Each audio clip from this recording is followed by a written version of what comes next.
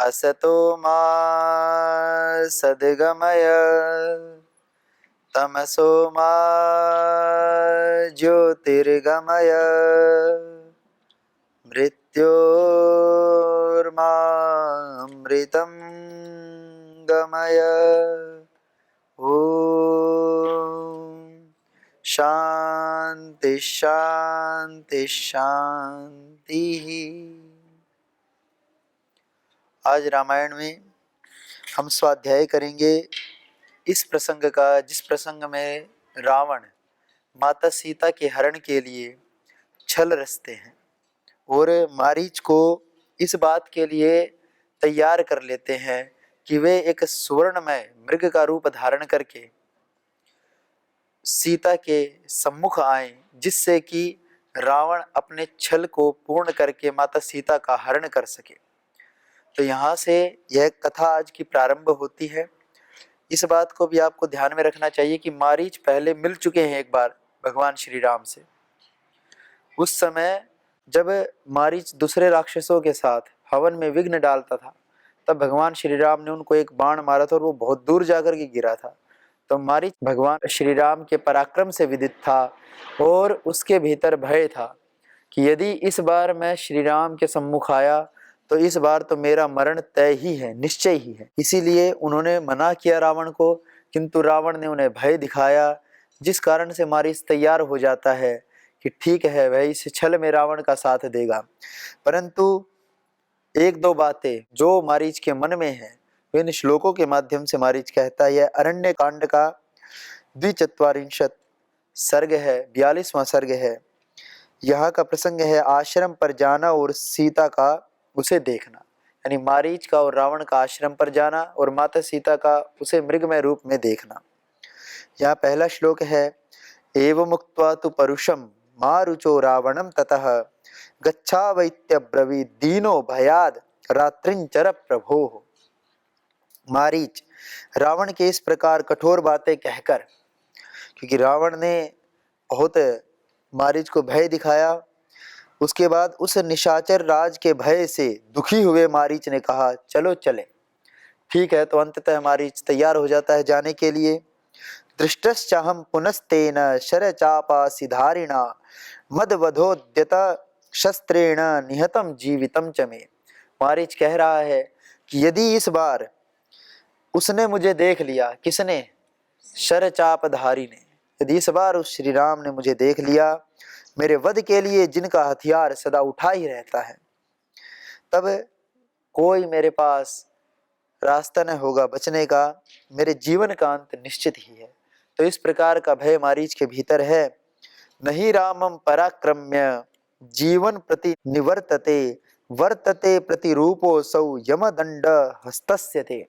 क्योंकि राम के पास जाकर मैं पुनः जीवित लौट आऊं, इसकी मुझे आशा नहीं है। वह तो साक्षात मेरे लिए यमदंड की भांति प्रतीत होते हैं। किन्नु कर्तुम मया शक्यम एवं त्वयि दुरात्मनि एष गच्छाम्यहं तात स्वस्ति तेस्तु निशाचर।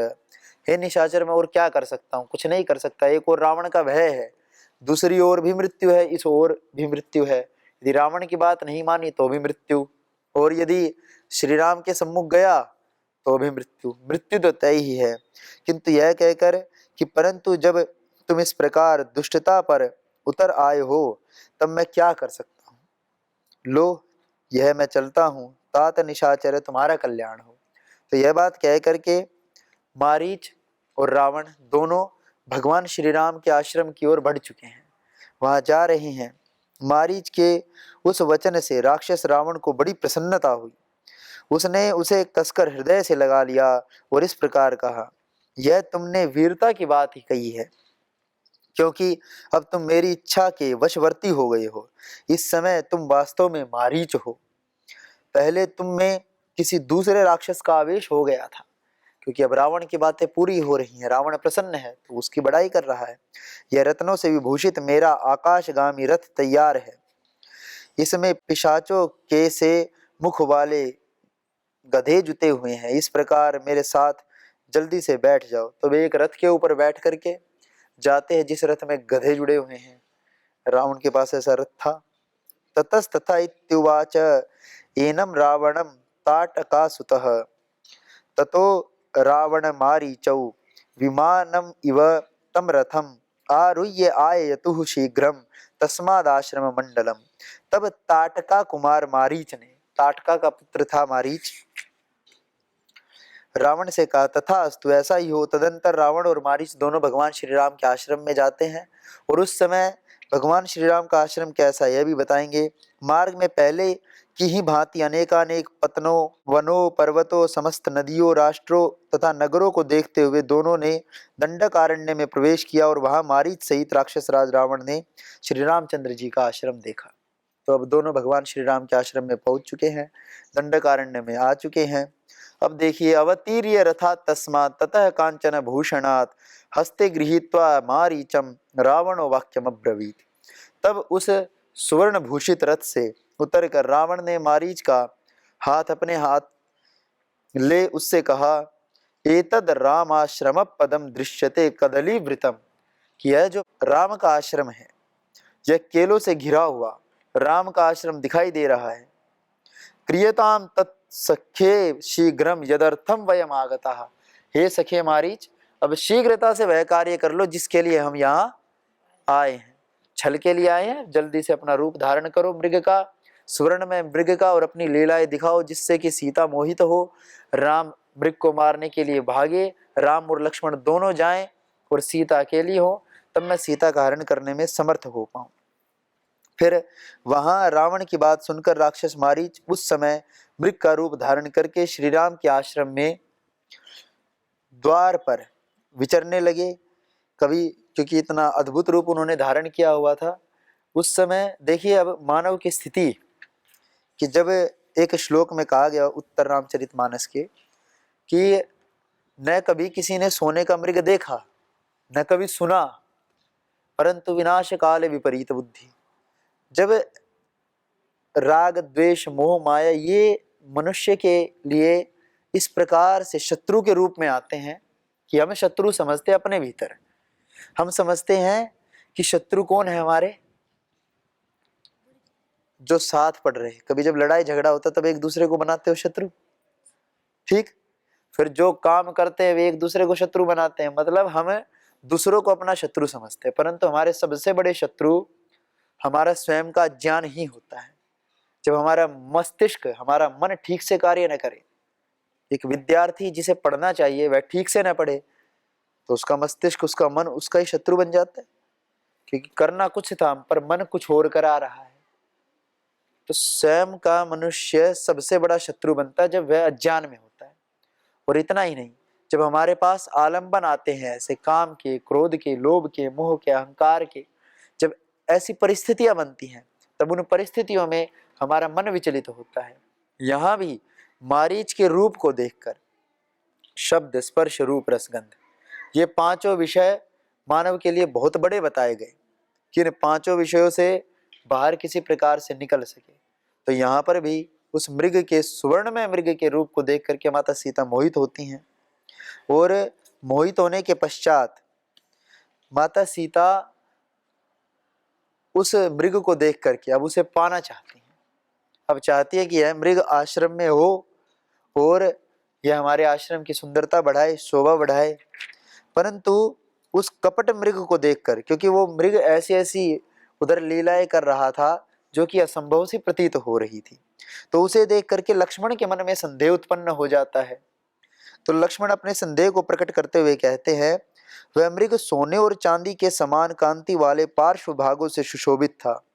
शुद्ध सुवर्ण के समान कांति व निर्दोष अंगों वाली सुंदरी सीता फूल चुनते चुनते ही उस मृग को देखकर मन ही मन बहुत प्रसन्न हुई और अपने पति श्री राम और देवर लक्ष्मण को हथियार लेकर आने के लिए पुकारने लगी। वे बार बार उन्हें पुकारती और फिर उस मृग को अच्छी तरह देखने लगती।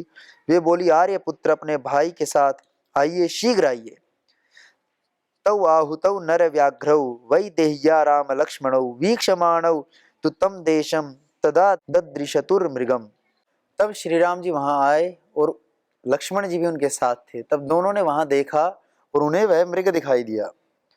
शंकमानस्तु तम दृष्ट्वा लक्ष्मणो वाक्यम अब्रवीत। अब ऐसी परिस्थितियों में मन में संशय भी आता है, भय भी आता है।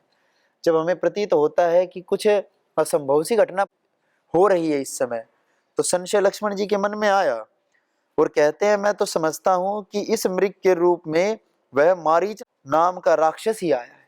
लक्ष्मण ने तो सीधा सीधा ही समझ लिया कि मारीच नाम का राक्षस ही आया हुआ है।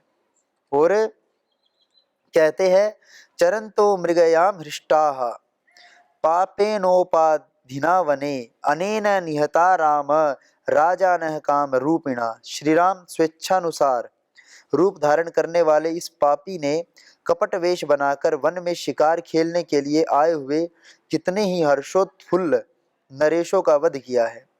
अस्य माया विदो माया मृग रूपम इदम कृतम भानुमत पुरुष व्याघ्र गंधर्व पुर सन्निभम। हे पुरुष सिंह, यह अनेक प्रकार की मायाओं को जानता है, यह विविध प्रकार के रूप धारण कर सकता है और वह इस प्रकार प्रकाशमान मृग रूप में परिणत हो गया है। यह गंधर्व नगर के समान देखने भर के लिए इसमें वास्तविकता नहीं है।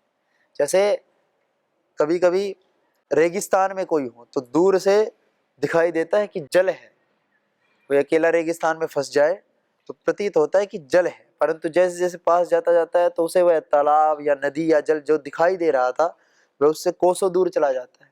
क्षितिज को हम देखते हैं, हमें दूर से लगता है कि आसमान और धरती मिल रहे हैं, परंतु कितना ही हम दूर चले जाएं कभी धरती और आसमान मिलते नहीं।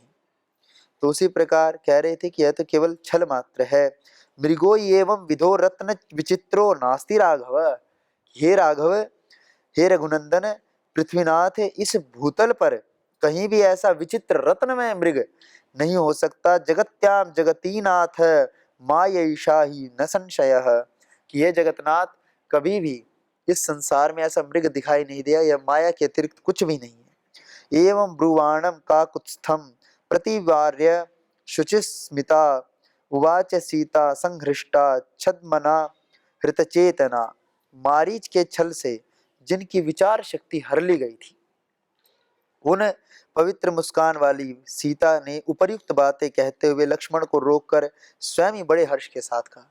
अब इन परिस्थिति में हालांकि माता सीता विदुषी थी, परंतु जब व्यक्ति एक विषय में भी शब्द स्पर्श रूप रसगंध एक विषय में भी यदि फंस जाए तो उसकी मृत्यु तय है।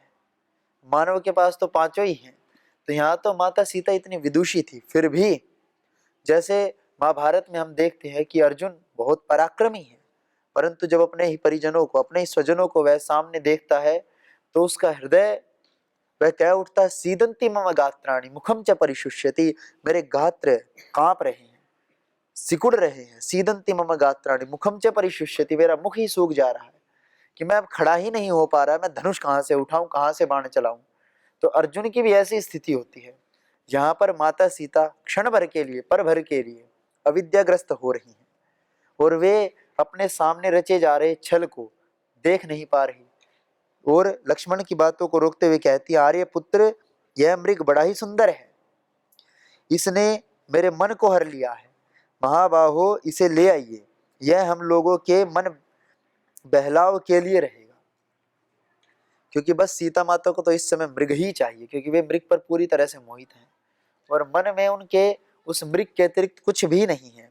राजन महाबाहो, यद्यपि हमारे इस आश्रम में बहुत से पवित्र एवं दर्शनीय मृग एक साथ आकर चरते हैं तथा श्रीमर काली पूंछ वाली चवरी गाय, चमर सफेद पूंछ वाली चमरी गाय, रीछ चितकबरे मृगों के झुंड, वानर, सुंदर रूप वाले महाबली भी विचरण करते हैं, तथापि आज के पहले मैंने दूसरा कोई ऐसा तेजस्वी सौम्य दीप्तिमान मृग नहीं देखा जैसा कि यह श्रेष्ठ मृग दिखाई दे रहा है। तो एक मृग ने माता सीता को मोहित कर लिया। नाना वर्ण विचित्रांगो रत्न भूतो ममाग्रतः द्योतयन वनम अव्यग्रम शोभते शशि सन्निभः। नाना प्रकार के रंगों से युक्त यह मृग बड़ा ही सुंदर प्रतीत हो रहा है। और इस प्रकार इस मृग की प्रशंसा करते हुए बार बार माता सीता निवेदन करती हैं और कहती जाती हैं कि बस इस मृग को किसी भी प्रकार से हमारे लिए ले आइए। श्री राम के द्वारा उसके बाद श्री राम जी तैयार हो जाते हैं। तथा तु तम समादिश्य भ्रातरम रघुनंदनः बबंधा सिम महातेजा जाम्बू नद मयत्सरुम। इसके बाद भगवान श्री राम लक्ष्मण से कहते हैं कि ठीक है, हे सुमित्रा कुमार लक्ष्मण, देखो तुम माता सीता की रक्षा करो, तुम यही ध्यान रखो और मैं इस मृग को पकड़ने के लिए जाता हूँ। लक्ष्मण को इस प्रकार आदेश देकर रघुकुल का आनंद बढ़ाने वाले महातेजस्वी श्री रामचंद्र जी ने सोने की मूठ वाली तलवार कमर में बांध ली। ततस्त्री विनतम चापम आदाय आत्मविभूषणम आबद्य च कपालौ द्वौ जगामोदग्र विक्रमः। तत्पश्चात महापराक्रमी रघुनाथ जी 3 स्थानों से झुके हुए अपने आभूषण रूप धनुष को हाथ में ले पीठ पर 2 तरकस बांधकर वहां से चल दिए। उसके बाद भगवान श्री राम मृग के पीछे जाते हैं। उसके बाद एक और घटना होती है। क्या होता है, भगवान श्री राम बार बार प्रयास करते हैं उस मृग को पकड़ने का, भागते हैं उसके पीछे बहुत तेज, क्योंकि भगवान श्री राम स्वयं क्षत्रिय थे, योद्धा थे, तो उसे पकड़ने का प्रयास करते हैं, परंतु किसी भी प्रकार से मृग पकड़ में नहीं आता। जो ही भगवान श्री राम उसके पास जाते हैं फिर भाग जाता है, फिर पास जाते फिर भाग जाता है, और ऐसा करते करते मृग बहुत दूर ले जाता है श्री राम को। तब श्री राम जी भाग जाते हैं कि ऐसा तो हो नहीं सकता कि सामान्य मृग और पकड़ में नहीं, अवश्य कोई ना कोई छल है, अवश्य यह मृग के रूप में कोई ना कोई राक्षस है। तो क्रुद्ध होकर के अपने तरकस से बाण निकालते हैं। तदनंतर वह पुनः पुनः दूरवर्ती वृक्ष समूह से होकर निकला। उसे देखकर महातेजस्वी श्री राम ने मार डालने का निश्चय कर लिया, क्योंकि बार बार देखा तो नहीं पकड़ में आया, और इस मृग रूपधारी निशाचर ने उन्हें उन्मत्त सा कर दिया। थोड़ी देर में वह दूसरे मृगों से घिरा हुआ पास ही दिखाई दिया। श्री राम मुझे पकड़ना चाहते हैं, यह देखकर वह फिर भागा और भय के मारे पुनः तत्काल ही अदृश्य हो गया। तदनंतर वह पुनः भगवान श्री राम ने निश्चय कर लिया कि अब तो इसका वध करना ही होगा। तब भगवान श्री राम ने सुदृढ़ धनुष पर एक बाण रखा और उस धनुष को जोर से खींचकर उस मृग की ओर लक्ष्य साधा और बाण छोड़ दिया। जिसे ब्रह्मा जी ने बनाया था ऐसा तेजस्वी बाण छोड़ा।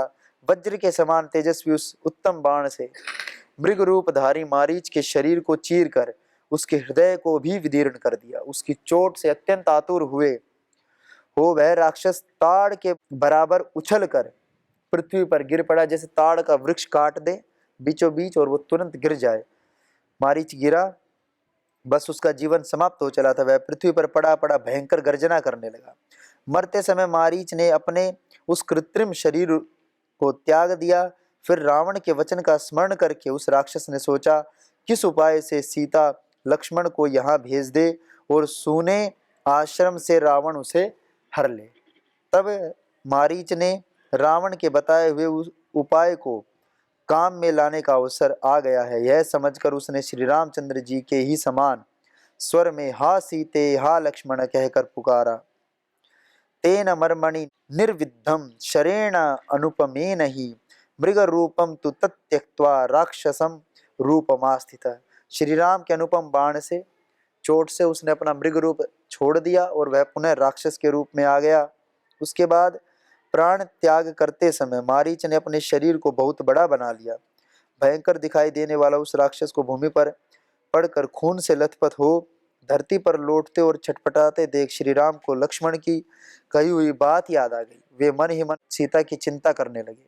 वे सोचने लगे, हो जैसा लक्ष्मण ने पहले कहा था उसके अनुसार यह वास्तव में मारीच की ही माया थी। लक्ष्मण की बात ठीक निकली, आज मेरे द्वारा यह मारीच ही मारा गया। परंतु यह उच्च स्वर से हा सीते हा लक्ष्मण की पुकार करके मरा है। तो भगवान श्री राम भी चिंतित हो गए कि अब अवश्य लक्ष्मण जी आएंगे और माता सीता के ऊपर कोई ना कोई संकट आने वाला है। उस समय तक भी वे जान नहीं रहे थे कि रावण ही वन में आया हुआ है इधर, क्योंकि भगवान श्री राम इतने दूर आ चुके थे। अब सोचे कितने दूर होंगे। अभी उन्होंने स्वर किया मरते समय, और अब श्री राम जी आश्रम तक वापस नहीं पहुंच सकते। अब इधर लक्ष्मण जी हैं। अब जैसे ही माता सीता ने स्वर सुना, अब इधर दूसरी परिस्थितियां घटित होंगी। और हम सब ने जब रामायण देखी टीवी सीरियल्स में, तो हम सब ने देखा कि जब लक्ष्मण जी आश्रम को छोड़ते हैं इस समय, तो क्या खींचते हैं?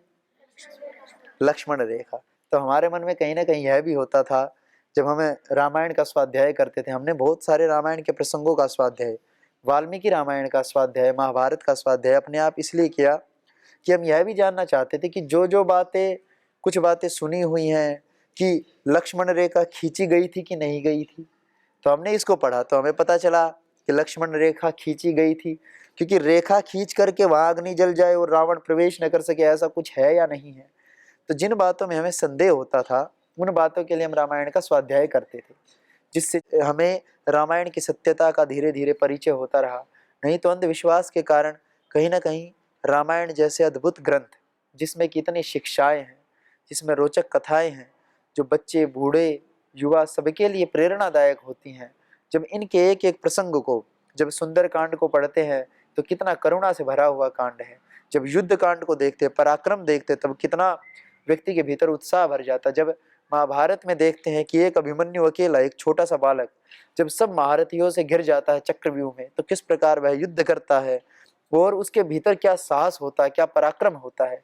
तो ऐसे ऐसे प्रसंगों को पढ़ करके जहाँ हमारे भीतर उत्साह, उमंग और अपने पूर्वजों के प्रति, अपने इतिहास के प्रति गौरव की भावना आती है, वहीं कहीं ना कहीं जब इनकी हम ऐसी बातें सुनते हैं जो कहीं ना कहीं अंधविश्वास से ओतप्रोत लगती हैं, तो उस कारण से इन शास्त्रों के प्रति अश्रद्धा या अंधविश्वास की भावना भी आ जाती है। तो उस भावना को दूर करने के लिए अच्छे विद्वानों से, और संभवतः हो सके तो स्वयं अपने विवेक से श्रीमद् वाल्मीकि रामायण का, महाभारत का स्वाध्याय करना चाहिए, जिससे कि हम अपने ही इतिहास से भली भांति परिचित हो सके, हमें दूसरों पर निर्भर न रहना पड़े। और जो यहाँ की अच्छी बातें हैं, यह बात सत्य है कि शास्त्रों में मिलावट है, परंतु उसमें वह कितनी मिलावट है, कितना ठीक है, कितना गलत, हम अपनी बुद्धि से भी कुछ विवेचन कर सकते हैं, और कुछ के लिए दूसरों पर अवश्य निर्भर रहना पड़ेगा। परंतु हमें यह अवश्य सत्य हमें पता चल जाएगा कि हमारे शास्त्रों में कोई अंधविश्वास की बातें नहीं, अवैज्ञानिक बातें नहीं है। जो है आज विज्ञान अपनी चरम सीमा पर है, परंतु उस समय भी, लाखों वर्ष पहले भी ऐसा नहीं हो सकता कि मानव का मस्तिष्क है, क्योंकि मानव के पास यदि मस्तिष्क है तो वह अपने मस्तिष्क का अवश्य प्रयोग करेगा, और जब समस्याएं आएंगी तो समस्याओं के बीच से वह समाधान भी निकालने का प्रयास करेगा।